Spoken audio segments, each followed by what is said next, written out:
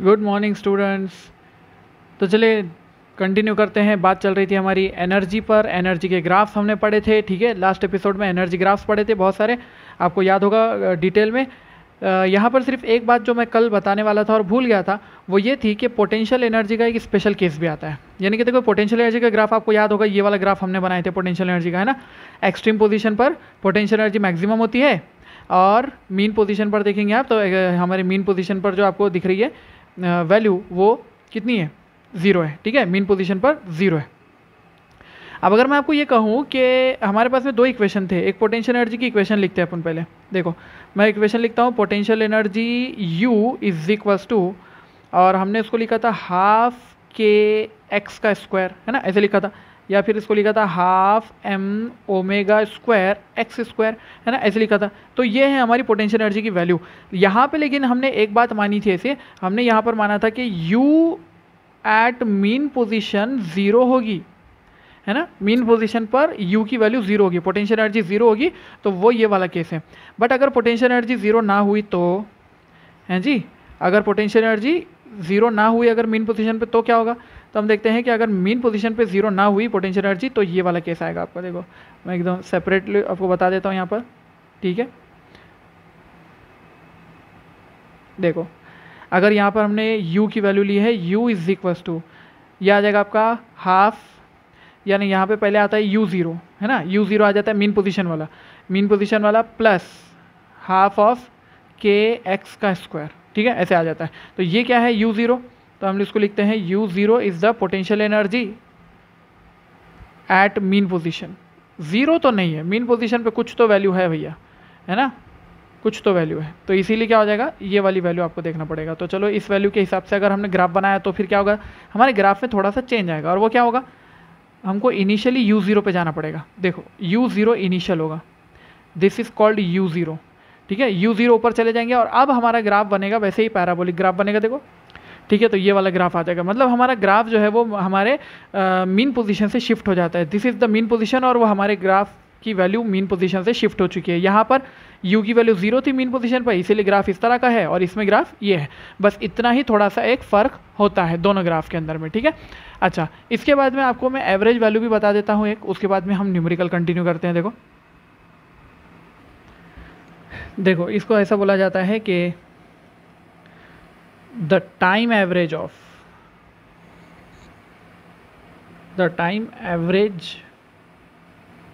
Of potential energy and kinetic energy, potential energy and kinetic energy over one cycle लेना है। One cycle मतलब किसको बोलते हैं, कौन सी साइकिल है वो, देखो इसको बोलते हैं वन साइकिल। देखो यहाँ से शुरू होकर यहाँ पर ख़त्म होगी, this is called one cycle, okay.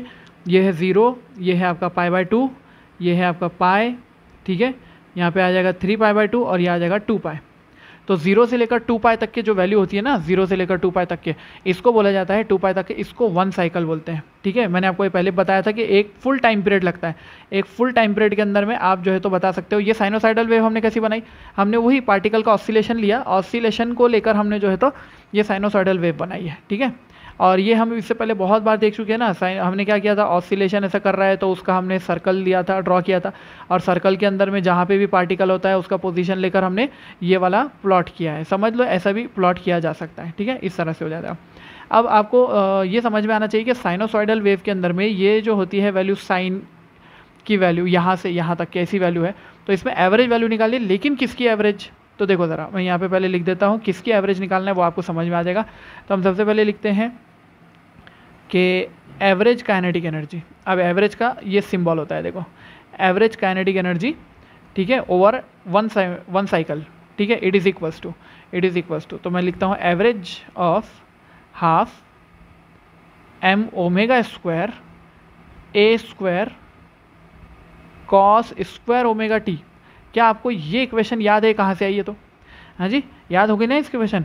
देखो यहाँ पे काइनेटिक एनर्जी का फॉर्मूला क्या था, a² - x² फॉर्मूला था उसके अंदर में, है ना। तो अपन ने क्या किया था, वहाँ पे x की वैल्यू पुट कर दी थी और ये वाला फॉर्मूला निकाला था। तो अब बोलना नहीं ये फॉर्मूला नहीं मालूम बोल के, तो पीछे जाके देख लो, पिछले एपिसोड में लिखा हुआ है। तो अब क्या करने का, इसमें से एवरेज वैल्यू निकालना। अब ये half m omega square a square की तो एवरेज वैल्यू नहीं निकलती है ना, तो एवरेज वैल्यू निकलती किसकी है, तो हम बोलते हैं यहाँ से कि ये हो जाएगा आपका, ये बाहर चला जाएगा part, half m omega square बाहर चला गया, और आपके पास में वैल्यू बच रही है, ए स्क्वायर भी गया ना भाई, ए स्क्वायर भी गया, और एवरेज वैल्यू किसकी आएगी, एवरेज वैल्यू आ जाएगी कॉस स्क्वायर ओमेगा टी की, ठीक है, कॉस स्क्वायर ओमेगा टी की वैल्यू एवरेज, ये एवरेज वैल्यू निकालनी है। अब इसकी वैल्यू जो होती है एवरेज वैल्यू, वो 1/2 होती है, मैं लिख देता हूँ यहाँ पर, half m omega square a square into 1/2, ठीक है, ये हो जाता है 1/2। तो हाफ काइनेटिक एनर्जी, रुको थोड़ा सब्र करो, मैं बताता हूँ कैसे आया बोलकर। तो ये हो जाएगा 1/4 m omega square a square, ठीक है, ऐसे हो गया, ये होगी इसकी वैल्यू 1/4 में, या फिर आप इसको लिख सकते हो 1/4 के a square. M omega square की वैल्यू क्या होती है, एम ओमेगा स्क्वायर बोले तो के होता है, तो के ए स्क्वायर, ये है हमारा फॉर्मूला, ठीक है। एक फॉर्मूला ये हुआ, एक फॉर्मूला ये हुआ काइनेटिक एनर्जी एवरेज का, ठीक है, काइनेटिक एनर्जी एवरेज का फॉर्मूला ये हुआ। अब ज़रा ये समझते हैं कि ये आया कैसा, कॉस स्क्वायर ओमेगा टी की वैल्यू जो है वो कैसे निकली एवरेज। तो मैं यहाँ पे लिखता हूँ कि average value of cos square omega t, ठीक है, पोटेंशियल एनर्जी भी लिखता फिर बताता, रुको ज़रा, वेट चलो लिखते हैं यहाँ पर।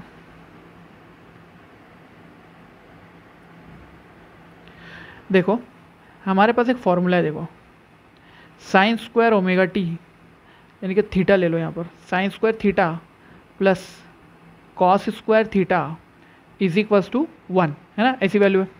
अगर मैंने आपको बोला कि इसका एवरेज करो बोल के, तो आप कैसे करेंगे, average value of sine square theta plus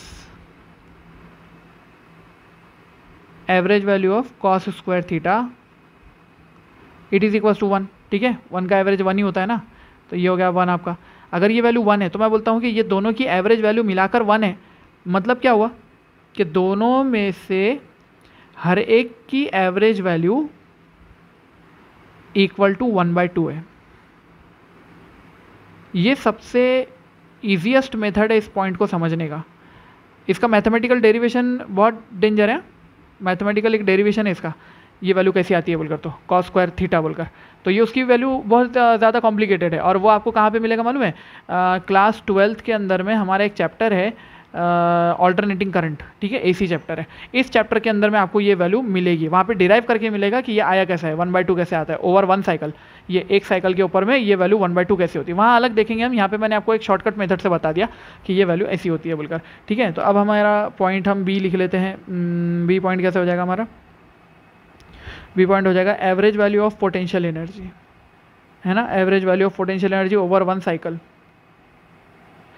is equals to, तो इसका फॉर्मूला लिखेंगे हाफ एम ओमेगा स्क्वायर, और ये आ जाएगा आपके पास में A square sine square omega t, है ना, ऐसी वैल्यू आ गई। इसको फिर ऐसे, इसको एवरेज लगाना भूल गए क्या, एवरेज, फिर इसको लिख दिया 1/2 m omega square a square बाहर, average value of sine square omega t, है ना, और इसकी वैल्यू भी 1/2 है, तो ये हो गया 1/4 m omega square a square, ये वैल्यू हो गई, या फिर हाफ ऑफ, नहीं 1/4 ऑफ के टाइम्स ए स्क्वायर, बिल्कुल एग्जैक्टली सेम आई है ना, काइनेटिक और पोटेंशियल एनर्जी की वैल्यू जो आई है वो एग्जैक्टली सेम आई है। तो इससे ये बात पता चली कि पोटेंशियल एनर्जी एवरेज और काइनेटिक एनर्जी एवरेज की वैल्यू जो होती है ओवर 1 साइकिल विल भी इक्वल होती है, ठीक है, दोनों की वैल्यू सेम टू सेम आती है। अगर इसके अंदर में आप अगर U0 मिलाना चाहते हो तो एक वर्जन वो भी आ सकता है उसका, U0 को ऐड कर दोगे तो वो वर्जन भी आ जाएगा, इसके अंदर U0 ऐड हो जाएगा, बस ज़्यादा और कोई फ़र्क नहीं पड़ने वाला उससे, ठीक है, और कोई इससे फ़र्क नहीं पड़ेगा। अच्छा, और अगर मैं कह दूँ कि टोटल एनर्जी की वैल्यू, तो इसी के साथ अगर हम निकालते हैं value average value of total energy, average value of total energy over 1 cycle is equals to, तो हम बोलेंगे कि काइनेटिक और पोटेंशियल का दोनों का एवरेज वैल्यू मिला दो, तो ये आपके पास में आ जाएगा 1/4 average value 1/4 m omega square, यानी कि लिख देंगे m omega square a square plus 1/4 kinetic और पोटेंशियल दोनों की average value, m omega square a square, यानी कि वैल्यू हो जाती है 1/2 m omega square a square, ठीक है, या फिर वैल्यू हो जाती है 1/2 के ए स्क्वायर। ये है आपके पास में average value of total energy. Total energy का एवरेज इतना आता है, ठीक है। एवरेज वैल्यू को याद रखने का क्वेश्चन कभी कभी आ गया तो क्या हर्ज है उसमें कर लिए तो। देखो क्वेश्चन दिया है कि when potential energy of a particle executing simple harmonic motion is 1/4 of the maximum value during the oscillation, ठीक है, it's displacement from the equilibrium position in terms of amplitude will be. तो सबसे पहले लिखेंगे condition जो दी गई है वो, ठीक है। सॉल्यूशन में सबसे पहले क्या करेंगे, कंडीशन लिखेंगे। बहुत अच्छी कंडीशन दिया है, और कंडीशन इस तरह है कि when the potential energy of a particle, तो लिखो potential energy of a particle is equals to 1/4 of the maximum value 1/4 of potential energy maximum, इसकी ही मैक्सिमम वैल्यू, ठीक है ना, ऐसे ही लिख दिया आपने। तो ये हो गई मैक्सिमम एनर्जी की वैल्यू के बराबर। तो उस वक्त में आपको पूछा है कि x की वैल्यू क्या होगी। चलो फिर इक्वेशन में बनाते हैं और लिखते हैं। देखो पोटेंशियल एनर्जी की वैल्यू होती है हाफ के एक्स स्क्वायर, ठीक है, it is equals to 1/4 of maximum value of potential energy बोलो, तो हम लिखते हैं 1/4 ऑफ मैक्सिमम वैल्यू कितनी, हाफ के ए स्क्वायर। अरे बराबर है ना, क्योंकि जब मैक्सिमम वैल्यू निकालनी होती है आपको, पी ई मैक्स निकालना होता है, तो पी ई मैक्स के समय पर x की वैल्यू a के बराबर हो जाती है, इसीलिए यहाँ पर ये हो जाता है, ठीक है। इस तरह से लिख दिया। अगर इस तरह से लिख दिया तो यहाँ से क्या हो गया, k से k कैंसिल, 1/2 से 1/2 कैंसिल, और आपके पास में इक्वेशन बची है कि x square is equals to a square upon 2, therefore x is equals to a/√2, a/√2, ये वैल्यू होगी आपके पास में, ठीक है। a/√2 वैल्यू आएगी इसकी। क्या हमने करेक्ट लिखा वैल्यू को? नहीं, गलत, एक पॉइंट छोड़ दिया हमने यहाँ पर 1/2 तो काट दिया था ना, यहाँ पे 4 आएगा ना, फिर तो 4 आएगा, तो यहाँ पे x की वैल्यू क्या हो जाएगी, x की वैल्यू हो जाएगी a/2। अब सही लिखा हमने, यस अब सही लिखा है, ठीक है। देखो नेक्स्ट क्वेश्चन दिया है कि particle of mass 10 gram is describing SHM along a straight line with period of 2 seconds, amplitude 10 centimetre. Period 2 second का है, एम्पलीट्यूड 10 सेंटीमीटर का है, ठीक है। Its kinetic energy when it is at 5 centimetre, x की वैल्यू 5 सेंटीमीटर होगी, तब उसकी काइनेटिक एनर्जी की वैल्यू कितनी होगी, ऐसे पूछा है अपने को, फ्रॉम इट्स इक्विलिब्रियम पोजीशन। तो हम क्या करते हैं यहाँ पर, सिंपल काइनेटिक एनर्जी का फॉर्मूला लिखते हैं, half of k a square minus x square. Values put कर दिया, क्या वैल्यूज़ होंगी उसकी, अपने को तो मास के फॉर्म में दिया, लेकिन तो इस इक्वेशन को ऐसा लिखना पड़ेगा, half of m omega square, है ना, और ये आ जाएगा आपका a square minus x square. और आपको पता है क्या लिखना है, आपको ओमेगा की वैल्यू को 2π/T लिखना है, ठीक है, ऐसे लिख देना है। तो चलो इक्वेशन क्या बनेगी, 1/2 मास की वैल्यू बोलो 10 ग्राम्स, ठीक है, ग्राम में रहने देता हूँ, बाद में कन्वर्जन कर लेंगे अपन उसका, 10 ग्राम्स। और यहाँ पर ओमेगा स्क्वायर है, ओमेगा स्क्वायर बोले तो क्या हो जाएगा 4π², है ना, 4π² T का स्क्वायर, और यहाँ से आगे गए तो a का स्क्वायर, a कितना है 10 सेंटीमीटर, माइनस x का स्क्वायर बोले तो 5 सेंटीमीटर का स्क्वायर, ठीक है। तो ये वैल्यू कितनी बन जाने वाली है आपकी, t की वैल्यू बोलो कितनी थी, टाइम पीरियड कितना था 2 सेकंड, तो ये 2 सेकंड का स्क्वायर लिख देंगे इसको, ठीक है। यहाँ पे लिख देता हूँ omega square is equals to 4π²/T², ये वैल्यू को यहाँ पुट करेंगे और आंसर आएंगे निकालेंगे। तो इससे क्या हो गया, क्या हुआ है, देखो ये 4 है और ये भी 4 है, कैंसिल हो गया, ये 2 से ये चले गया, ये 5 आ गया यहाँ पर। तो आपके पास में वैल्यू बन रही है 5π² 100 - 25, 75 × 5 that is equals to 375, 375 pi square, pi square को रहने दो, वैसे आंसर अर्ग में है ना, वैसे भी तो अर्ग में है वाले आंसर, ये लो ये आंसर है उसका, समझ गए? ठीक। The kinetic energy and potential energy of a particle executing SHM will be equal when displacement is equal to, यानी कि काइनेटिक और पोटेंशियल एनर्जी इक्वल कब हो सकती है? ठीक है, मैं स्पेशल केस में लेने का सोच ही रहा था ये क्वेश्चन। तो जब काइनेटिक एनर्जी बराबर हो जाएगी पोटेंशियल एनर्जी के, तो डिस्प्लेसमेंट क्या हुआ होगा ये हमको पूछा है। तो हम लिखते हैं काइनेटिक एनर्जी की value half of k a square minus x square बराबर होगा, यहाँ पर लिख दिया हाफ ऑफ के और यहाँ पे आ जाएगा एक्स स्क्वायर। ठीक है, ऐसे आ जाएगा। तो हाफ के ने हाफ के को मार दिया और यहाँ से आपके पास में वैल्यू क्या बची, a square is equals to x square, उधर जाकर 2x स्क्वायर बन गया, है ना, ऐसे हो गया वैल्यू। तो x की वैल्यू कितनी होगी फिर, x is equals to a square by 2x square की value, therefore x is equals to a by √2। a कौन है, एम्पलीट्यूड, a कौन है, a इज द एम्पलीट्यूड। ठीक है, छोटू है या बड़ा है उसको बोलो, मैं बड़ा ए मैं ज़्यादा प्रेफर करता हूँ क्योंकि वो बेटर होता है लिखने के लिए। ठीक है, तो हमेशा बड़ा ए याद रखना है आपने, दैट्स ऑल। अब एक एग्जांपल देखो कि अगर आपको ऐसा दिया क्वेश्चन के अंदर में कि total energy of SHM, total energy of SHM is equals to 500 joules. ठीक है, ये दे दिया आपको 500 जूल बोल के दे दिया, और आपको ये भी बोल दिया कि मीन पोजीशन की जो एनर्जी होगी उसको ज़ीरो मान लो। ठीक है, उसको ज़ीरो मान लो, और आपको बोला है कि काइनेटिक और पोटेंशियल एनर्जी आपने निकालनी है। कहाँ पर निकालना है, तो हमको ऐसे पूछ लिया उसने, समझो कि हमको बोला है कि काइनेटिक एनर्जी निकालो मीन पोजीशन पर।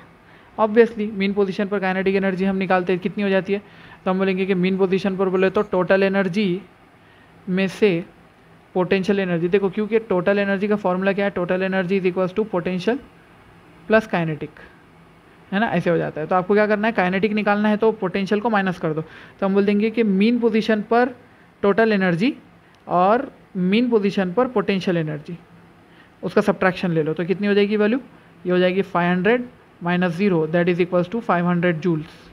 ठीक है, ये वैल्यू 500 जूल ही रहेगी। ओके, ये ऐसी होगी।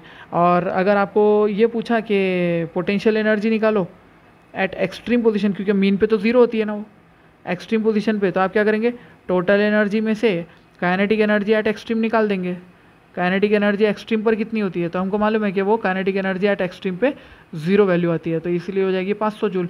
तो ऑब्वियसली ये एकदम कॉमन क्वेश्चन है, लेकिन ये समझाने वाली बात है कि आपकी टोटल एनर्जी जो होती है वो काइनेटिक और पोटेंशियल मिलाकर ही बनती है। ठीक है, दोनों को ऐड करो, अगर दोनों को मीन पे ऐड करोगे तो भी वैल्यू आपके पास में 500 आने वाली है, दोनों को एक्सट्रीम पे ऐड करोगे तब भी आपके पास में वैल्यू 500 आने वाली है। क्यों, क्योंकि ये जो आपके पास में एनर्जी है पोटेंशियल एनर्जी, एक्सट्रीम पे वैल्यू उसकी 500 है और काइनेटिक एनर्जी की मीन पे वैल्यू 500 है। ठीक है, अगर आपको ऐसा बोला जाता कि काइनेटिक एनर्जी मीन वाली निकालो, नहीं मीन तो निकाल लिया ना, काइनेटिक एनर्जी एक्सट्रीम वाली निकालो,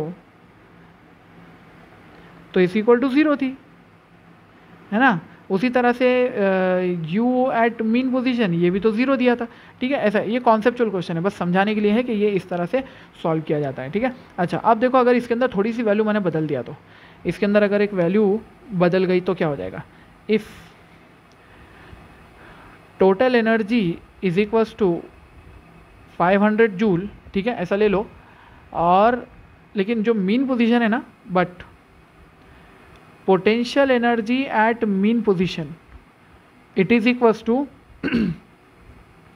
150 जूल लेना है आपने। ठीक है, आपको बोल दिया गया कि potential energy at mean position कितनी है, 150 जूल है। तो अब आपको बोला जाएगा वही चीज़ें निकालनी है, तो आप निकालोगे kinetic energy at mean position, क्योंकि मीन पोजीशन पे तो हाईएस्ट हो सकती है ना वो, तो kinetic energy at mean position बोले तो आप क्या निकालेंगे, टोटल एनर्जी, ठीक है, total energy at mean position minus potential energy at mean position,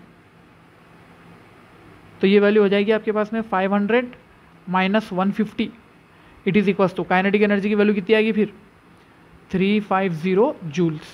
ठीक है, ऐसी हो गई 350 जूल्स। दूसरा केस आपको बोला जाएगा कि पोटेंशियल एनर्जी निकालो और पोटेंशियल एनर्जी एक्सट्रीम पे निकालो, क्योंकि ऑब्वियसली मीन पे तो मालूम है, दी हुई है ना क्वेश्चन में। तो आप बोलेंगे टोटल एनर्जी में से kinetic energy eight extreme minus करेंगे, आप kinetic energy eight extreme minus करेंगे। तो आपको लग रहा हो इसके अंदर भी कोई वैल्यू चेंज होने की, नहीं, कुछ चेंज नहीं होगा। इसके अंदर में वैल्यू बिल्कुल बराबर आने वाली। काइनेटिक एनर्जी एक्सट्रीम पे 0 होती है, आप इसको ला ही नहीं सकते। मीन पे आपने पोटेंशियल एनर्जी तो ला लिया, ये एक तो नया केस हो गया हमारा, क्या हमने इसको 150 तो ला लिया, लेकिन आप काइनेटिक एनर्जी एक्सट्रीम पे ला नहीं सकते, क्योंकि एक्सट्रीम पोजीशन पर वेलोसिटी 0 होती है। वेलोसिटी एट एक्सट्रीम 0 होती है, इसीलिए kinetic energy has to be 0। Kinetic energy can not be ऐसा बोल सकते हैं हम नॉन ज़ीरो, ठीक है, कहाँ पर, एक्सट्रीम पोजीशन पर। तो इसकी वैल्यू फिर कितनी हो जाएगी, इसकी वैल्यू हो जाएगी 500 जूल, ठीक है, इस तरह से। तो अगर आपने इस केस में भी अगर देखा कि पोटेंशियल एनर्जी एक्सट्रीम पर कितनी है, तो 500 है, वो टोटल एनर्जी के बराबर हो गई। अच्छा, मीन पे आ जाओ, तो मीन पर काइनेटिक एनर्जी कितनी है, काइनेटिक 350 है, और पोटेंशियल कितनी है, पोटेंशियल 150 है, दोनों मिला के फिर कितना हुआ 500, समझे, दोनों मिलाकर 500 ही हुआ ना। तो इस तरह से हर बार आप देखेंगे तो कंजर्वेशन तो होता ही है, कंजर्वेशन तो होता ही है कि total energy is equals to kinetic energy और प्लस पोटेंशियल एनर्जी, ये तो होना ही है, इसके बिना कुछ नहीं जमता है। देखो ये एक तो बहुत ही अच्छा क्वेश्चन दिया है।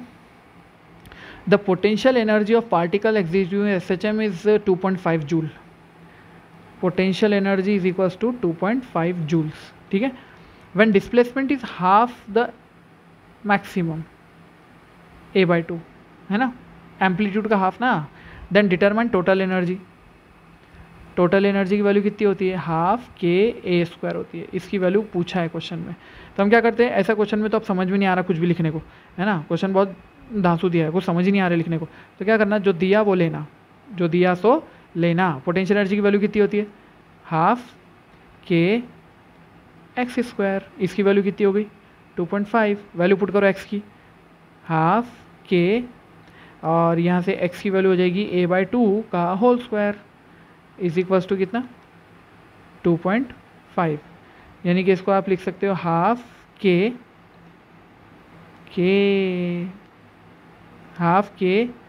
A² इंटू 1/4 लिख दूँ क्या, अलग से लिखो क्या, अच्छा दिख रहा ना, 2.5, तो ये 4 इधर चले गया, तो आपके हाफ KA² आ गया।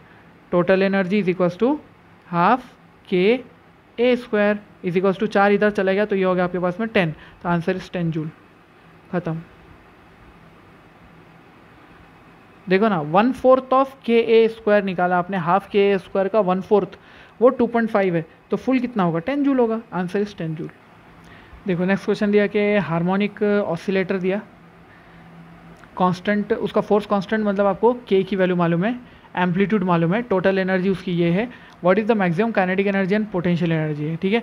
इस क्वेश्चन को होमवर्क में डालता हूँ, आप करके देखो इसको, ठीक है। नेक्स्ट वाला मैं करा देता हूँ, ये वाला, चलो इसको ले लेते हैं। ये क्वेश्चन बढ़िया है, क्या दिया, in case of SHM what fraction of total energy is kinetic and what fraction is potential when displacement is 1/4 the amplitude. अब ये क्वेश्चन को बहुत ध्यान से देख लो, क्योंकि इस जैसे क्वेश्चन आपको मिलने वाले बुक के अंदर, और बाद में आप डाउट में लेके आओगे और बोलोगे सर इस टाइप का क्वेश्चन तो समझ ही नहीं आ रहा, तो देख लो, ध्यान से पढ़ लो इस क्वेश्चन को, यहाँ पे क्या लिख रहा है। तो ये हमसे पूछ रहा है कि what fraction of total energy is kinetic, मतलब काइनेटिक अपॉन टोटल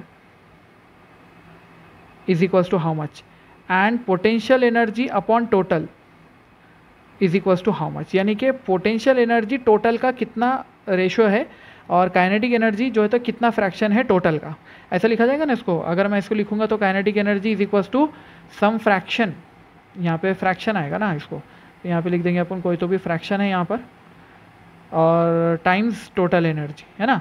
तो टोटल एनर्जी का कितना फ्रैक्शन है काइनेटिक एनर्जी, यानी कि हाफ है या 1/4 है। अगर ये 1/4 हुआ, काइनेटिक एनर्जी 1/4 हुआ, तो पोटेंशियल एनर्जी 3/4 होगा। अगर ये 1/3 हुआ तो ये 2/3 होगा, ठीक है। ये हाफ हुआ तो ये हाफ होगा, ठीक है। तो ये दोनों भी अपने एक दूसरे पर डिपेंड करते हैं। वैसे तो डिस्प्लेसमेंट इज 1/4 द एम्पलीट्यूड, आपको बोला है डिस्प्लेसमेंट की जो वैल्यू है वो है 1/4 of amplitude, 1/4 of amplitude A/4 है, बस, ठीक है, ये समझ गए। अब निकालते हैं, देखो क्वेश्चन को कैसे सॉल्व करेंगे। सबसे पहले लिखो kinetic energy upon total energy. Kinetic energy का फॉर्मूला क्या है, half k a square minus x square divided by, ये लिखो हाफ के ए स्क्वायर। ठीक है, तो यहाँ से क्या हुआ, हाफ के कैंसिल हो गया और आपके पास वैल्यू किसकी बची, वैल्यू आपके पास बची है a square minus x square upon a square. X की वैल्यू पुट करो वहाँ पे, एक्स की वैल्यू है ए बाय 4, तो यहाँ पे आ जाएगा आपके पास में A square minus A bye 4, अगर लिख दिया इसको तो ए स्क्वायर अपॉन 16, अरे बराबर है कि नहीं, ए बाय 4 लिखा उसका स्क्वायर कर दिया और ये ए स्क्वायर हो गया, है कि नहीं, ऐसे हो गया। तो ये वैल्यू कितनी बन रही है देखो ज़रा, ये इधर जाएगा तो ये हो जाएगा अपने पास में 16a स्क्वायर माइनस ए स्क्वायर डिवाइडेड बाय 16 और नीचे है उसके ए स्क्वायर। ठीक है, तो यहाँ से ये कैंसिल हो गया, आपके पास में ए स्क्वायर कॉमन निकाल दो। तो क्या बच रहा है आपके पास, तो ये वैल्यू आपके पास में आ गई है kinetic energy upon total energy की। ठीक है, 15/16, यानी कि 15/16 ये रेशो है टोटल का काइनेटिक। तो अब काइनेटिक अगर ये है तो पोटेंशियल क्या होगा, फिर वो निकालना तो इससे भी ज़्यादा आसान होता है। उसके लिए भी आप ऐसे कर सकते हो कि potential energy upon total energy ऐसे लिख सकते हो, लेकिन अगर उसके बजाय आपने अगर ऐसा लिखना चाहा, आप ऐसा लिखना चाहो तो पूरा तो लिख सकते हो। ठीक है, ऐसा तो ये आ जाएगा आपके पास में हाफ के x square upon half k a square. ऐसा लिखना चाहे तो और भी आसानी से हो जाता है, हाफ के ने हाफ के को मार दिया, एक्स की वैल्यू कितनी है ए, तो ये हो जाएगा आपके पास ए बाय 4 है ना, तो ये हो जाएगा a square by 16, a square by 16 और नीचे कितना है ए स्क्वायर ने ए स्क्वायर को कैंसिल कर दिया, 1/16 वैल्यू है इसकी। ठीक है ना, ये वैल्यू है 1/16 टोटल एनर्जी का, ये वैल्यू है। इसको एक और तरीके से भी कर सकते हैं, क्या तरीका है वो, कहीं पे और लगाना चाहो तो ऐसे भी लगा सकते हो कि पोटेंशियल एनर्जी पहले एक निकाल दिया ना तो दूसरा निकालने में आसानी होती है। Potential energy upon total energy is equals to, potential को कैसा लिख सकते हैं, टोटल माइनस काइनेटिक, है ना, अपॉन टोटल, ऐसा है। तो ये क्या हो जाएगा आपके पास, ये हो जाएगा टोटल अपॉन टोटल बोले तो क्या हो जाएगा 1 माइनस ये क्या हो जाएगा के ई अपॉन टी ई, के ई अपॉन टी ई तो अपने को मालूम है पहले से क्या है 1 माइनस ये इसकी वैल्यू कितनी है 15/16 है ना, तो ये कितना हो जाएगा 16 माइनस 15 1/16, तो ये आंसर कितना है 1/16, आंसर वही है। ठीक है, तो ऐसे भी निकाल सकते हो, ये भी आसान तरीका होता है, दोनों भी आसान तरीके हैं, दोनों तरह से आंसर निकालोगे तो सेम आंसर आएगा। ठीक है, तो बस इसी तरह के क्वेश्चन और भी देख लेते हैं, देख लो।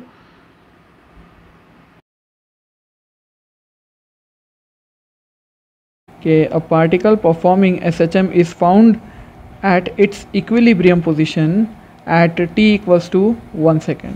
ठीक है, t equals to 1 second पे बोला गया हमको यहाँ पर, और फिर ये बोला है कि it is found to have a speed of 25 metre per second.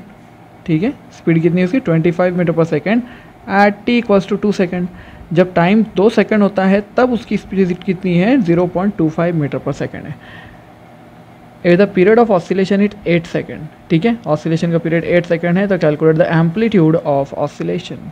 Obviously oscillation का जो एम्पलीट्यूड है वो वाला हमको देखना है। So let's begin. बेसिकली वही अपना इजी अप्रोच, सबसे पहले क्या इक्वेशन बनाएंगे, इक्विलिब्रियम पोजीशन पर है at t equals to 1 second. ठीक है, इक्विलिब्रियम पोजीशन मतलब कहाँ होती है, ठीक है, मीन पोजीशन, तो हम उसको बोलेंगे कि वो t is equals to 1 second पर मीन पोजीशन पे था। ठीक है, वो है मीन पोजीशन पर, कितने पर, t इक्वल्स टू 1 सेकेंड पे, and found to have a speed of 0.25 metre per second. तो अगर हम उसकी इक्वेशन देखते हैं, अगर मीन पोजीशन पर था तो हम इक्वेशन ऐसी बनाते हैं, x is equals to a sine of omega t plus 5, क्योंकि वो मीन पोजीशन पर आया है चलकर, ओमेगा t प्लस 5 उसका कुछ तो वैल्यू होगी, फाई की वैल्यू, कुछ तो एंगल पहले से चलना शुरू किया ना उसने, मीन से थोड़ी चल रहा है वो, तो कहीं से चलना शुरू किया उसने। तो हम लेते हैं कि x की वैल्यू 0 है, अगर x की वैल्यू 0 है तो एम्पलीट्यूड होगा उसका a साइन ऑफ, ओमेगा की वैल्यू होती है 2 पाई अपॉन कैपिटल T, है ना, और कैपिटल T की वैल्यू कितनी है 8 सेकेंड्स दिया है ना, ये capital T is equals to 8 seconds. तो ये वाली वैल्यू लिख लिया इनटू टाइम की वैल्यू कितनी है 1 सेकेंड, और ये हो जाता है +5। ठीक है, ये कितना हो जाएगा आपका 1/4 π/4 sin π/4 +5। तो ये वैल्यू कितनी निकलेंगी देखो, अगर निकाला आपने तो इसमें से फाई की वैल्यू निकलती है, फाई इज इक्वल्स टू यहाँ से निकल रही है π/4, फाई की वैल्यू आ रही है -π/4। ठीक, ऐसे आ गई। तो दिस इज़ वैल्यू ऑफ π/4। यहाँ सेपरेट कर दिया ना इनको, दोनों का अलग हो गया। अब निकालते हैं कि t इक्वल्स टू 2 सेकेंड पे क्या हो रहा है। देखो ज़रा, at t equals to 2 seconds, वहाँ पर वेलोसिटी कितनी दिया 0.25 मीटर पर सेकेंड ये दिया है। तो अगर ये वेलोसिटी दिया तो इक्वेशन लिखते हैं, समझो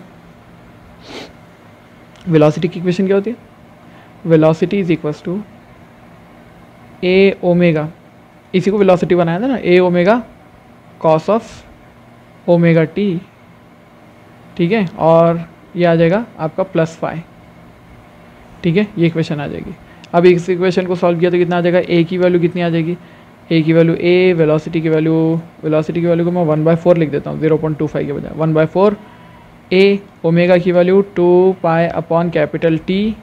ठीक है, ये आ गया कॉस, यहाँ पे आ जाएगा ओमेगा टी बोले तो ऑब्वियसली ये π/4 है ना, तो इसको अगर डायरेक्ट π/4 लिखा चलता क्या, जान दो, लो ऐसा लिख दिया, इनटू टाइम कितना है 2 सेकेंड, और इसकी वैल्यू लिख दिया मैंने -π/4।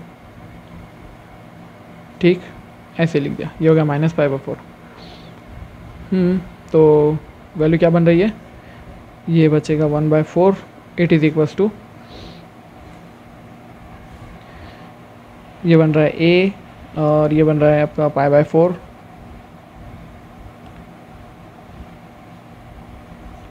कॉस ऑफ, यहाँ से कितना बन रहा है देखो π/2 माइनस π/4, मतलब कितना बच रहा है π/4। कॉस π/4 की वैल्यू कितनी होती है 1/√2 होती है ना, 1/√2 होती है। तो ये वैल्यू कितनी बचने वाली है, where is omega, I left omega that, correct.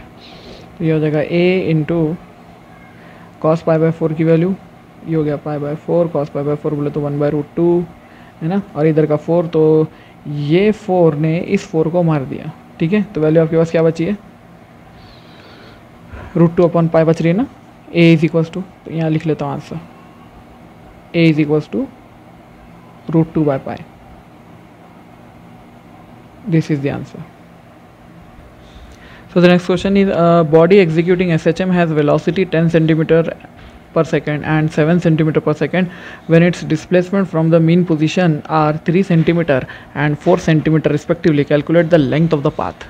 Path length calculate करनी है, मीन्स क्या calculate करना है, देखो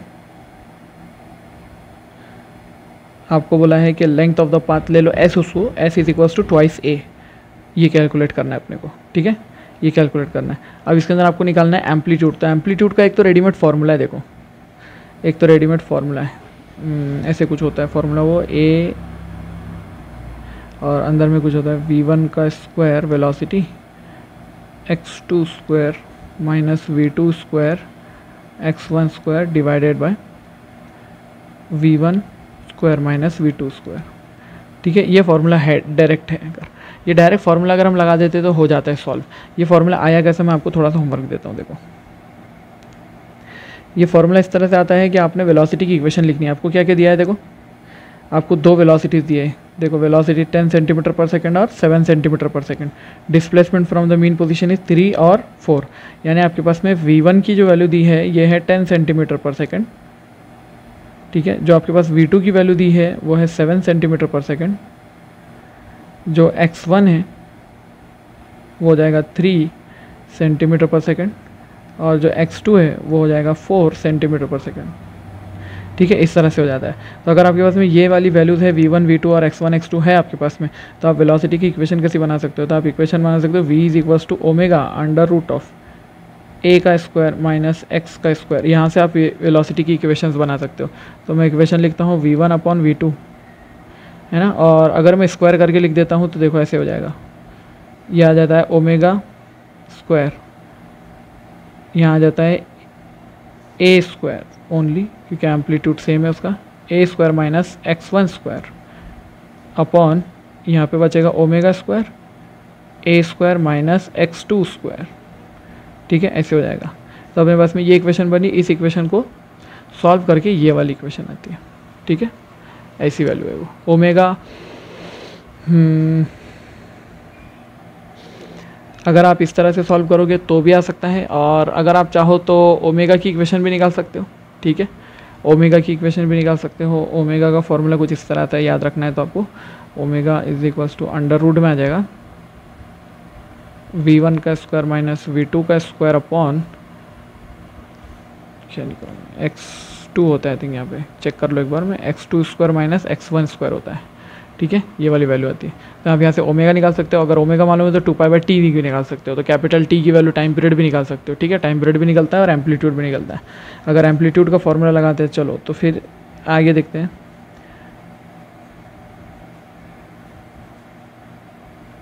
अगर हम लगाते हैं डायरेक्ट एम्पलीट्यूड का formula, amplitude is equals to क्या क्या हो जाएगा, v1 का स्क्वायर, कौन है v1, तो ये हो गया 100 इंटू x2 का स्क्वायर यानी कि 16 माइनस v2 का स्क्वायर, v2 किधर है 7 यानी कि 49 इंटू x1 का square that is 9 divided by v1 का स्क्वायर माइनस v2 का स्क्वायर। इसको सॉल्व करते हैं। देखो कुछ ये वैल्यू बनेगी 22.72 और इसका डबल कर दिया अगर आपको चाहिए था 2a, तो 2a का वैल्यू हो जाता है कुछ अराउंड 45। ठीक है, 45 सेंटीमीटर, 45.44 आएगा आई थिंक, कुछ तो डबल हो जाएगा ना, 72.144 है ना, ऐसे डबल 45.44 आएगा, 45.44। This is the answer.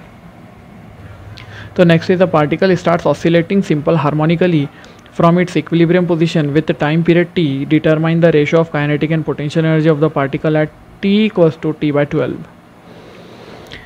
तो काइनेटिक और पोटेंशियल एनर्जी का अपने को रेशो निकालना है t इक्वल्स टू t/12 पर। ये उन लोग को आसान जाएगा जिनको t/12 पे ये मालूम होता है कि पार्टिकल की लोकेशन क्या होती है बोलकर, है ना। तो अगर अपन ऐसा पार्टिकल को प्लॉट करते हैं, ये मीन पोजीशन पे था पार्टिकल, तो t/12 में वो कितने दूर पहुंचता है ना, वो कितने दूर पहुंचता है। तो अगर आपको ये शॉर्टकट में याद होगा तो a/2 पर होता है, इतना जाने के लिए उसको t/2 लगता है, t/12 लगता है। ठीक है, अगर t/12 नहीं बात समझ आई तो क्या कर सकते हो आप, इसको चेक कर सकते हो at t is equals to t/12, ये रखकर चेक कर सकते हो कि x की वैल्यू कितनी है बोलकर, क्योंकि अपने को काइनेटिक और पोटेंशियल एनर्जी के फॉर्मूले के अंदर x आता है। तो हम क्या कर सकते हैं, x चेक करते हैं। तो x is equals to a sine of, है ना, और यहाँ पे क्या आ जाता है ओमेगा टी, ओमेगा बोले तो कितना आ जाता है 2π upon capital T into small t, small t की वैल्यू कितनी है t/12, है ना, ऐसे आ जाता है।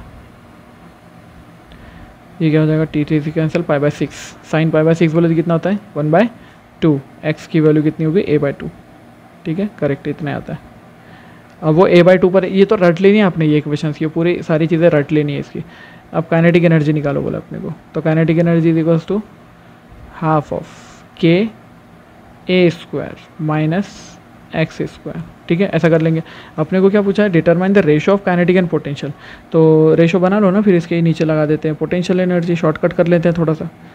तो इसके नीचे अगर पोटेंशियल एनर्जी लगा दे तो ये आ जाएगा हाफ k और यहाँ पे आ जाएगा x का स्क्वायर, है ना, ऐसे आ जाएगा। तो हाफ के गेट्स कैंसिल हो गया और a स्क्वायर की value a square minus x की वैल्यू कितनी a/2 का स्क्वायर बोले तो a²/4 डिवाइडेड बाय नीचे कितना a²/4।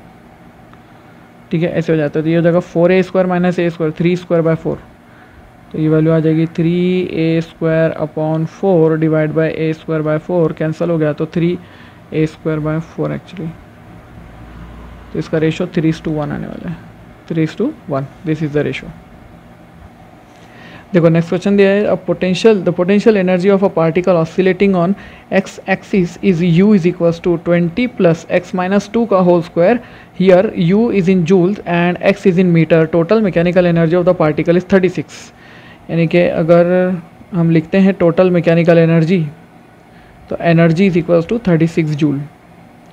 अब ये जो एनर्जी है ना, ये एनर्जी जो होती है आपकी, ये पोटेंशियल प्लस काइनेटिक मिलाकर होती है ना, इसको याद रहने दो। अब ऐसा बोला है कि state whether the motion of the particle is simple harmonic और नॉट। तो पहले क्या करो, इक्वेशन को देखो और इक्वेशन में से condition of harmonic motion check करते हैं। तो हमारे सिंपल हार्मोनिक मोशन की कंडीशन क्या है, वी नो दैट अगर किसी मोशन को हम f is directly proportional to -x ऐसा प्रूव कर दें तो वो SHM हो जाता है। ठीक है, ये SHM की कंडीशन होती है। तो हम क्या करते हैं, इस मोशन को f में कन्वर्ट करते हैं। तो हमको पता होता है कि फोर्स जो है ये होता है minus of derivative of potential energy. तो पोटेंशियल एनर्जी का अगर आप डेरिवेटिव लेते हो यहाँ से डेरिवेटिव लोगे तो ये क्या बन जाएगा, देखो ये 20 का डेरिवेटिव तो 0 हो गया और ये बन जाएगा 2 नीचे आएगा। ठीक है, माइनस तो पहले लगाना पड़ेगा, ये माइनस लगा दिया इधर का, ये हो जाएगा 2 नीचे आया और x - 2 जो लिखा हुआ है अब तो वो एज इट इज़ रहेगा x - 2। ठीक है ना, पावर नीचे आया, इसका पावर 1 हुआ और इसका डेरिवेटिव 1 है, इसका डेरिवेटिव 1 है, लिखने की ज़रूरत नहीं है। तो ये क्या हो गया, -2 और यहाँ पे आ गया x - 2। डबल क्यों लिखने का उसको। तो देखो अगर समझ लो मैं इसको बोलता हूँ 2 और ये जो ब्रैकेट है मेरा, अगर मैं इस ब्रैकेट को रिप्लेस करता हूँ ऐसे से कैपिटल X, अगर मैं ब्रैकेट को रिप्लेस कर दूँ तो मुझे पता चलता है कि फोर्स जो है it is directly proportional to is to -2x, यानी कि it is directly proportional to, force is directly proportional to minus of capital X। ये कैपिटल X डिस्प्लेसमेंट है ना, यही तो है डिस्प्लेसमेंट आपका, तो ये होगा आपका SHM। तो मोशन इज SHM, ये जो मोशन है ये SHM है, इसको ऐसा चेक कर लेंगे आप। अगर समझ लो आपका SHM होता है तो हम बोलते हैं कि SHM के अंदर में क्या होता है, ये जो डिस्प्लेसमेंट होता है अपना जो फोर्स इज टू kx वाला फॉर्मूला है, देखो यहाँ बताता हूँ, देखो force is equals to minus of kx वाला फॉर्मूला, इसमें ये कौन है, ये डिस्प्लेसमेंट है ना। तो ये डिस्प्लेसमेंट की मीन पोजीशन पे वैल्यू क्या होती है, 0 एट मीन पोजीशन, है ना, मीन पोजीशन पे। तो अगर मुझे चाहिए कि मैं इसमें से मीन पोजीशन निकालना चाहता हूँ तो मैं x की वैल्यू को 0 कर देता हूँ। तो लेट कैपिटल X जो है, कैपिटल X इसको 0 कर दो, इसको 0 कर दो, दैट इज इक्वेशन कैसी बनेगी, देखो फिर इक्वेशन बनेगी अपनी ये x - 2 is equals to 0। Therefore हम बोल सकते हैं कि छोटू x इज इक्वल्स टू 2, इस पर है मीन पोजीशन, ये है मीन पोजीशन। अरे समझे बात को, ये मीन पोजीशन है। अब मीन पोजीशन भी मिल गई, अब निकालना है आपको एनर्जी। कौन सी एनर्जी निकालने का अपने को, क्या बोला, find the maximum kinetic energy of the particle. तो मैं ऐसे लिखता हूँ कि मैक्सिमम काइनेटिक एनर्जी कितनी होगी, देखो maximum kinetic energy it is equals to total energy में से क्या करो, माइनस कर दो U मिनिमम, यानी कि पोटेंशियल एनर्जी मिनिमम वाली।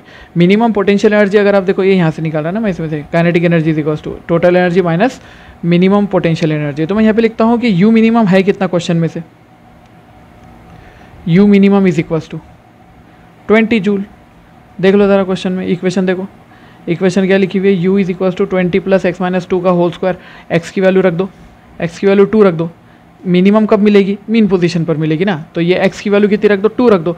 अगर आप x की वैल्यू को 2 रखते हो 2 - 2 = 0, मतलब मीन पोजीशन पे ये वाला टर्म आपका चला जाता है ना, खत्म हो जाता है। तो मीन पोजीशन पे आपके पास इतनी एनर्जी बचती है। ठीक है, तो मीन पोजीशन पे आपके पास में एनर्जी होती है, इसीलिए मैंने कल जो डेरिवेशन था उसके अंदर बताया था कि मीन पोजीशन पे कुछ एनर्जी हो सकती है। तो ये आपकी अगर एनर्जी है, देयरफॉर आप ऐसा बोल सकते हो कि काइनेटिक एनर्जी जो होगी, kinetic energy is equals to total energy is 36 - 20 that is equals to ये वाली हो जाएगी आपकी 16 जूल ऑफ काइनेटिक एनर्जी। ठीक है, 16 joule of kinetic energy. Okay, let's see the next. A particle of mass 10 gram is placed in potential field given by V is equals to 50x² plus 100 erg per gram. What will be the frequency of oscillation of the particle? तो हम कहेंगे कि जो particle की frequency होती है वो n होती है। ठीक है, ये फ्रीक्वेंसी पूछा है अपने को निकालने के लिए। अब फ्रीक्वेंसी का फॉर्मूला बोले तो ओमेगा के अंदर से भी आ सकता है। ठीक है, ओमेगा से निकाल सकते हैं हम। यहाँ पे दिया है पोटेंशियल और यहाँ पे है मास, सोचो कैसे जा सकते हैं। आपको जाना है ओमेगा तक।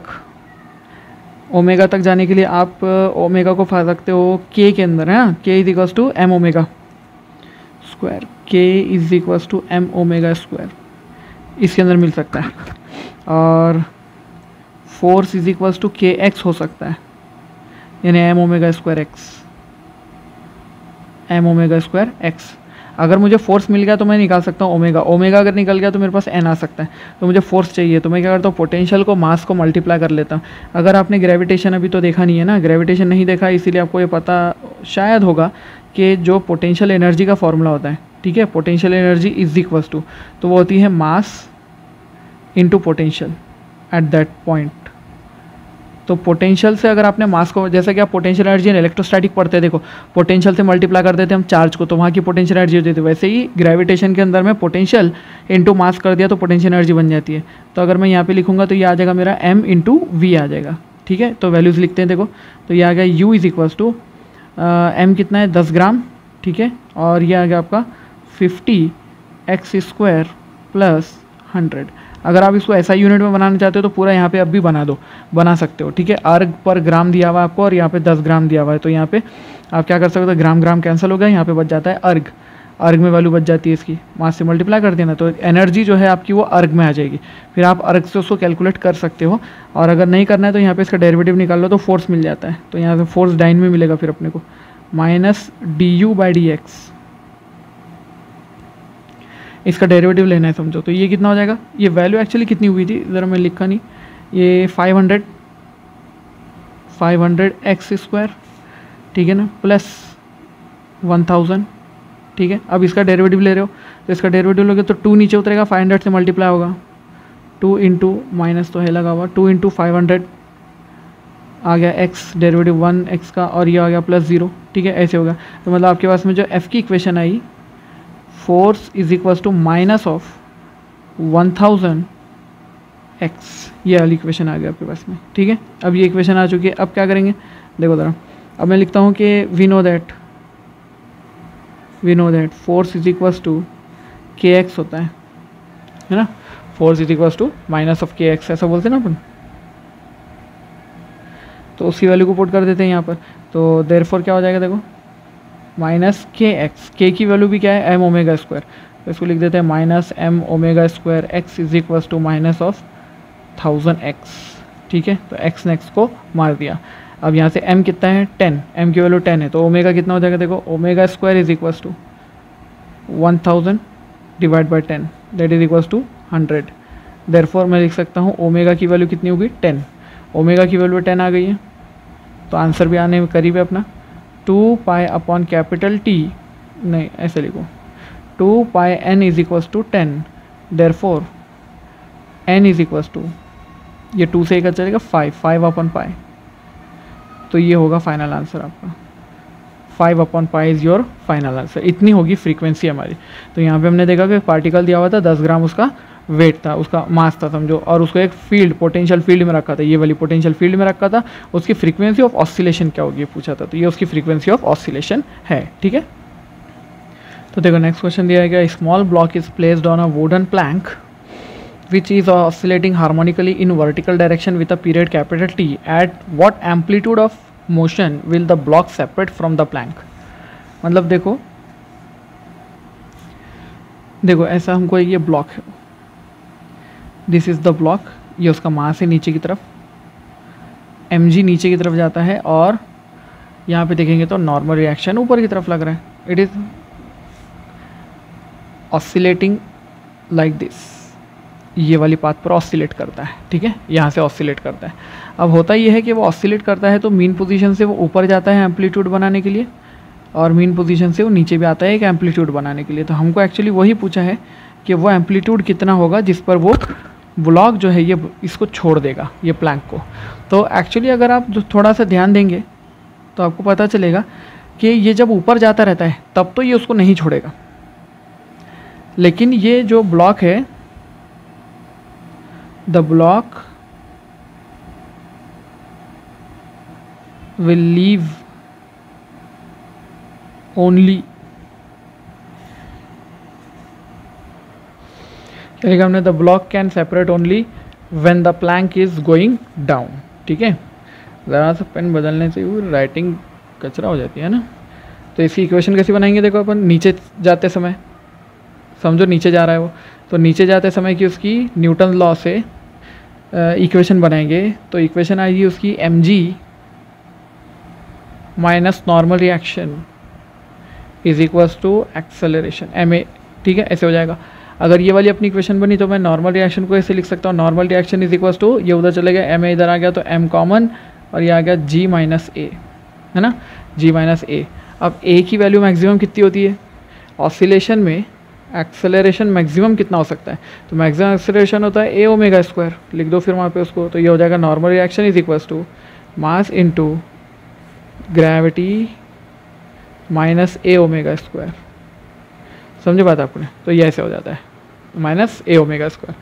अब अगर समझ लो ब्लॉक सेपरेट होता है नीचे जाते समय, when block separates,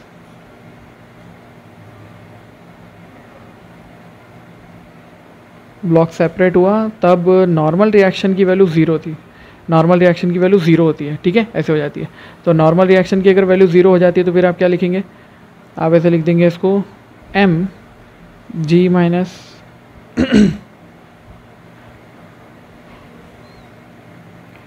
mg minus a omega square, ये आ जाएगा आपका इज इक्वल्स टू ज़ीरो। तो यहाँ से अगर आपने निकाला तो ये हो जाएगा आपका m a ओमेगा स्क्वायर, ऐसे लिख देंगे आप इसको, mg is equals to m a omega square, यानी कि a is equals to g upon omega square, है ना, g upon omega square. Omega की वैल्यू क्या रहती है, omega is equals to 2π/t है, तो therefore a is equals to g upon 4π² upon t square, ये हो जाएगी वैल्यू आपके पास में। तो एम्पलीट्यूड जो है आपका, एम्पलीट्यूड जो है आपका, अगर वो इससे ज़्यादा हो जाए, इससे ज़्यादा हो जाए, अगर ये वाले टर्म से ज़्यादा हो जाए एम्पलीट्यूड, तब आपका ब्लॉक जो है तो लीव कर देता है, सेपरेट कर देता है। यानी कि आप लिख सकते हो कि एम्पलीट्यूड अगर इक्वल टू या इससे ज़्यादा हो जाए जी टी स्क्वायर अपॉन 4π², इससे ज़्यादा अगर हो जाएगा तो, इतना तो मिनिमम आया ना, n इक्वल टू 0 हुआ तब, इससे ज़्यादा तो हो सकता है ना एम्पलीट्यूड, इससे ज़्यादा एम्पलीट्यूड हुआ तो block will leave, block will leave. Next is two simple harmonic motions are represented by equation y1 is equals to 0.1 sine of 100πt plus π/3 and y2 is equals to 0.1 cos of π/t. The phase difference of the velocity of particle 1 with respect to the velocity of particle 2, है ना, ऐसा निकालना है। तो अपने क्या चाहिए, velocity का फेज डिफरेंस निकालना है, तो उसके लिए वेलोसिटी की इक्वेशन चाहिए। तो मुझे ये पता है कि velocity is equals to dx/dt होता है ना। तो अपने को x की इक्वेशन या dy/dt बोल दो, इसको x नहीं है, यहाँ पे y दिया हुआ अपने को, तो अपन y लिख देंगे dy/dt, है ना, ऐसे लिख देंगे। तो हमारी इक्वेशन v1 की कितनी हो जाएगी, देखो v1 इज इक्वल्स टू, इसका डेरिवेटिव लो, देखो ये y1 है, ये y2 है, इसका डेरिवेटिव लेंगे। तो y1 का डेरिवेटिव लिया तो वैल्यू कितनी निकलेंगी मेरे को पास, v1 v is equals to, तो ये आ जाता है आपका dy1 अपॉन dt स्क्वायर, है ना, और इसका डेरिवेटिव आ जाएगा 0.1 एज इट इज़ साइन का कॉस ऑफ 100πt प्लस π/3, और एंगल का डेरिवेटिव 100π, ठीक है, 100 इंटू 0.1 बोले तो 10π कॉस ऑफ दिस मच। तो यहाँ से आपके पास में इसकी इक्वेशन आ जाएगी। तो आप लिख सकते हो velocity is equals to 10π cos 100πt plus π/3, ये होगी इक्वेशन में, इक्वेशन नंबर 1, ठीक है। अब इक्वेशन नंबर 2 बनाते हैं, समझो क्यों बनाते हैं।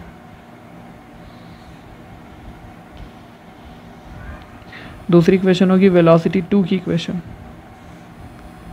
v2 इज इक्वल्स टू, तो ये आ जाता, इसका डेरिवेटिव लो, तो अगर आपने इसका डेरिवेटिव ले लिया तो ये वैल्यू आ जाएगी आपके पास में 0.1, ठीक है। Cos omega cos pi t का derivative minus of sine pi t, minus of sine pi t, ठीक है। ऐसी वैल्यू आ जाती है उसकी, minus of sine pi t आया।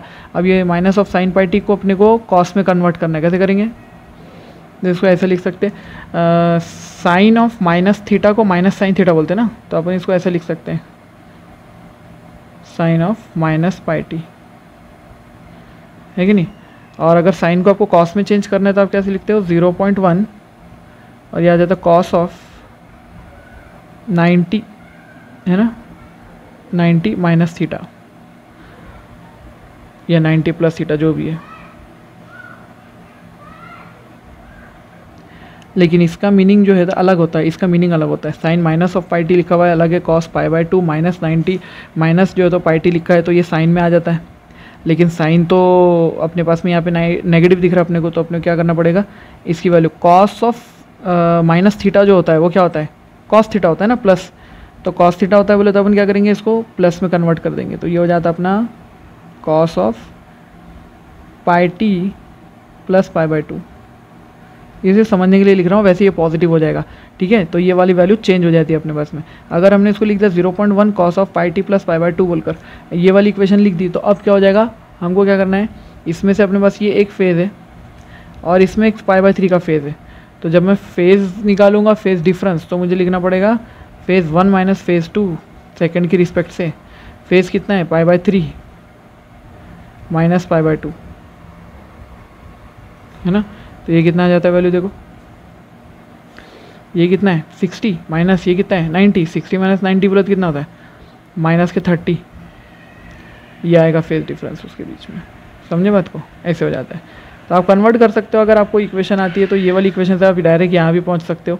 ये वाली इक्वेशन आपने डायरेक्ट कन्वर्ट करके निकाली, समझो। और उसके बाद में दोनों इक्वेशन जब आपके पास में कॉस के बनेंगे तब आपने फेज डिफरेंस निकालना है, या दोनों इक्वेशन साइन के बनेंगे तब निकालना है। अगर आप इसके अंदर में साइन लाते हो तो भी चलता है, ठीक है। यहाँ पे इक्वेशन ये साइन की मिली ना आपको, ये वाली इक्वेशन साइन की थी, तो इसको भी साइन में लाओ और दोनों का फेज डिफरेंस निकाल लो तो भी चलता है। इस तरह से आंसर आता है। नेक्स्ट दिया है, देखो, the displacement of a particle varies with time as x is equals to 12 sine omega T minus 16 sine cube omega t centimetre में। If its motion is SHM then maximum acceleration क्या होगा? तो अपने पास में एक्सेलरेशन मैक्सिमम का formula है a omega square, है ना, ये है अपने पास। तो अपन ऐसा बोल सकते हैं कि मैक्सिमम एक्सेलरेशन कैसे निकाल पाएंगे अपन? ओरिजिनल इक्वेशन देखो कैसी है लिखी हुई, 12 sine of omega T minus 16 sine of, उसको साइन क्यूब बोलते हैं, साइन क्यूब ओमेगा टी, है ना, साइन क्यूब ओमेगा टी। इसमें से अगर आपने 4 कॉमन निकाल लिया तो क्या हो जाता है? 4 इधर आ गया आपके पास में, अंदर बचा 3 sign omega T, 3 sign omega T minus इसमें से भी 4 कॉमन निकल गया तो बचा 4 साइन क्यूब ओमेगा टी। अरे इसको देखकर कुछ याद आया, ये किसका फॉर्मूला है? तो ये जो फॉर्मूला है ना, ये आपके देखो इसका फॉर्मूला है वो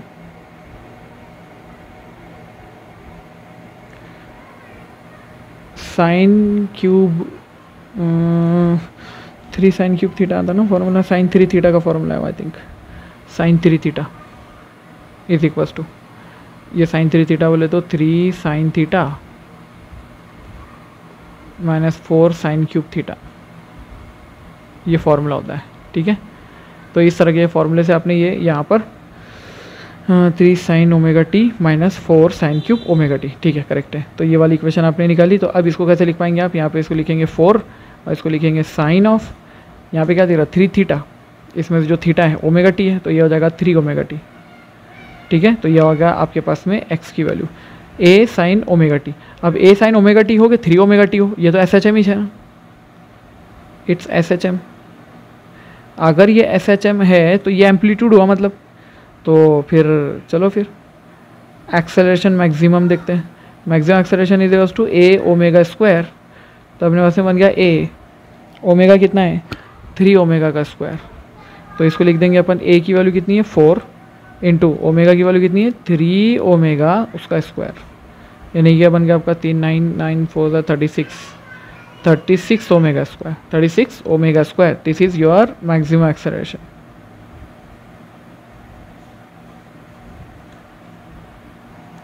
इस क्वेश्चन का आंसर ओरल दे सकते हो क्या? देखो बोला, a linear harmonic oscillator has total mechanical energy of 200 joule, potential energy of it at mean position is 50, find maximum kinetic energy.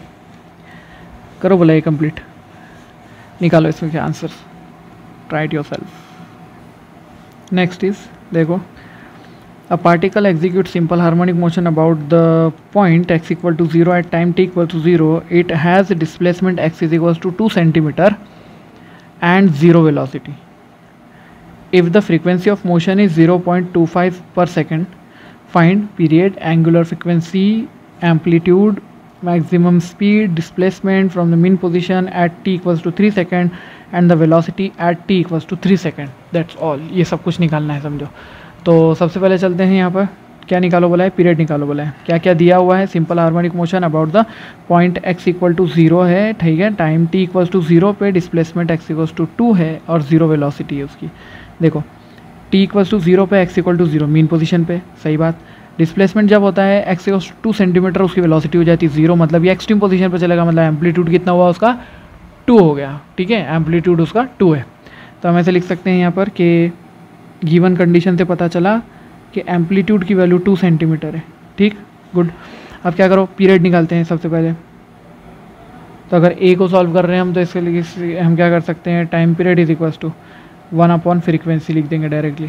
तो इक्वेशन क्या हो जाएगी, देखो फ्रीक्वेंसी इज कितनी, फ्रीक्वेंसी ऑफ मोशन इज 0.25, यानी कि टाइम पीरियड कितना होगा 1/0.25, that is equals to 4 seconds, ठीक है, ये निकल गया 4 सेकेंड।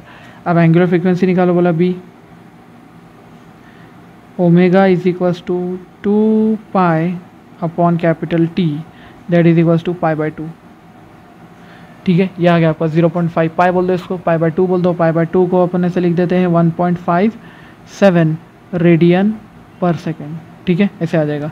ये भी आ गया अपने पास। चलो तीसरा देखते हैं,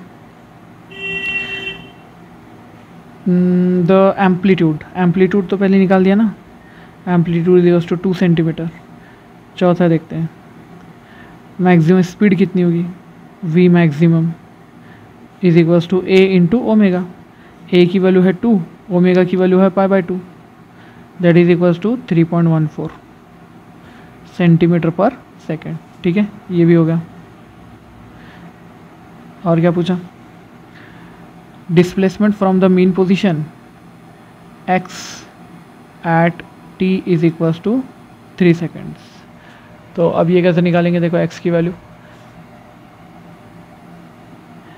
displacement from the mean position at t equals to 3 second, ऐसा निकालना है। तो मैं इसको ऐसे लिख देता हूँ, देखो ओके, यहाँ देखो ज़रा कि क्वेश्चन के अंदर मैंने क्या किया था, कॉमा को भूल गया मैंने। यहाँ पे देखो, at time t equals to 0 second, जब टाइम 0 था, it has displacement x is equal to 2। ये देखो टाइम 0 पर उसका x इक्वल्स टू 2 का डिस्प्लेसमेंट था, यहाँ था वो खड़ा हुआ, एंड वेलोसिटी 0, मतलब वो यहाँ खड़ा हुआ है at t equals to 0, particle हमारा यहाँ पे है। अब वो पार्टिकल अगर यहाँ पे, तो हम बोलते हैं कि at t equals to 0 particle starts from extreme position, ठीक है, वो एक्सट्रीम पोजीशन से स्टार्ट करता है। एक्सट्रीम पोजीशन से कैसे पता चला हमको, क्योंकि क्वेश्चन में लिखा है कि 0 वेलोसिटी थी उसकी, मतलब एक्सट्रीम पर खड़ा था और उसका डिस्प्लेसमेंट 2 था और टाइम 0 था, ऐसे पता चला।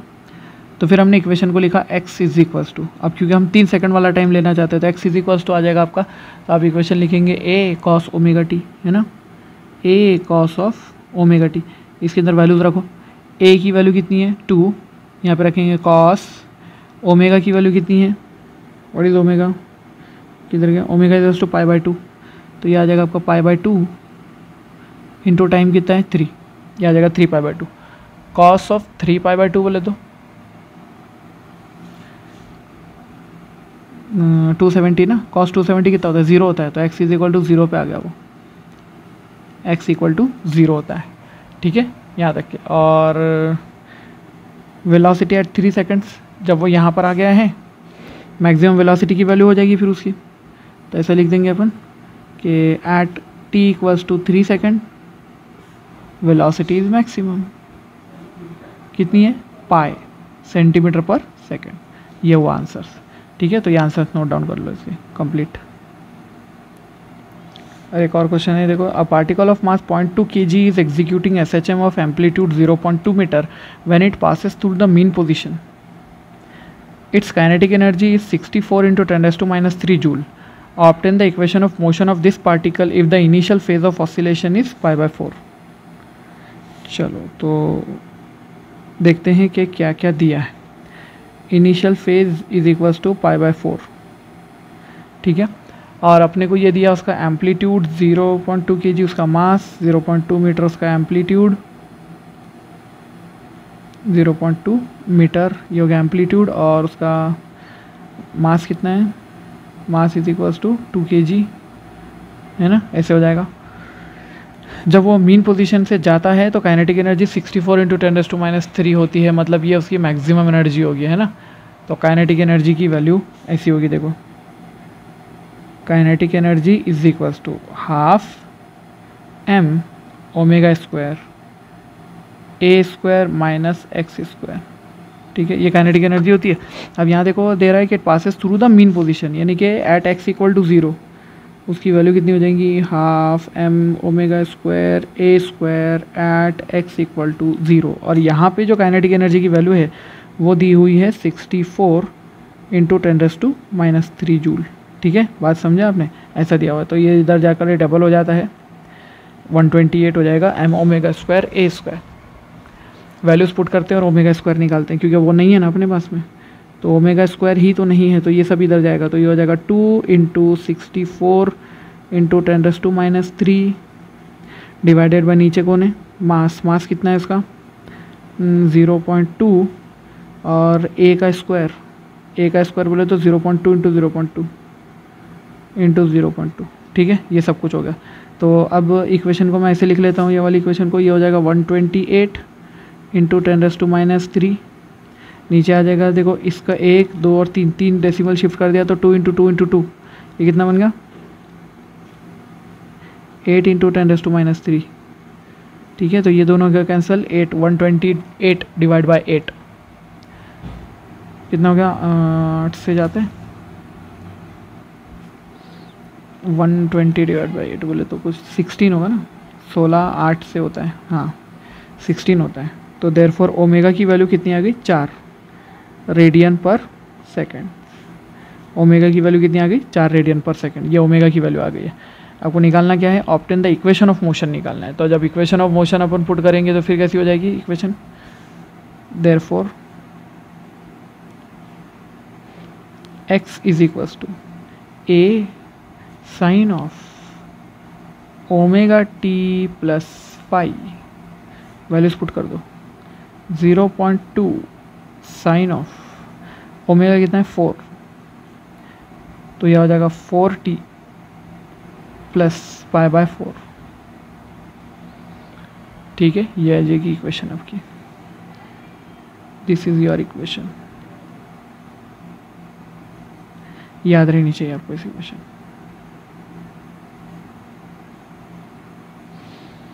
फाइन, तो टेक इट डाउन। तो इसके बाद में बहुत सारे और भी एग्जाम्पल्स है, लेकिन उसके लिए हमको आगे का टॉपिक पढ़ना पड़ेगा, दैट इज़ पेंडुलम। यानी क्या है अपने पास में पेंडुलम टॉपिक और स्प्रिंग पेंडुलम, ठीक है, वो दोनों वाले टॉपिक। तो नेक्स्ट लेक्चर में ये दोनों टॉपिक पहले कंप्लीट करते हैं थ्योरेटिकली, उसके बाद में उसके न्यूमेरिकल्स आ जाएंगे, ठीक है। इसके न्यूमेरिकल्स और बहुत सारे आप कर सकते हो। और मैं क्या करने वाला हूँ अभी कि ये जब हम स्प्रिंग पेंडुलम पढ़ लेंगे, उसके बाद के जो पॉइंट्स पढ़ लेंगे ना, वो पढ़ने के बाद में जितने PYQs है, जितने प्रीवियस ईयर्स के जो क्वेश्चन है हमारे, उन सब को भी एक बार हम देख लेंगे। और उसमें से आपको जो नहीं आ रहे हैं आप वो रिप्लाई कर सकते हो, ठीक है। आप बता सकते हो कि सर ये वाला क्वेश्चन ले लो। आप क्वेश्चन अगर देते हैं और तो मैं और क्वेश्चन इसके अंदर ऐड कर सकता हूँ। आज भी इसके अंदर मैं और क्वेश्चन लेने थे, लेकिन मुझे लगा कि वो बहुत ईजी है, इसीलिए नहीं इंक्लूड कर रहा हूँ, ठीक है। तो यहाँ तक के आप इसको कंप्लीट कर लीजिए। देखते हैं कल नेक्स्ट लेक्चर में नेक्स्ट पॉइंट्स। Thank you.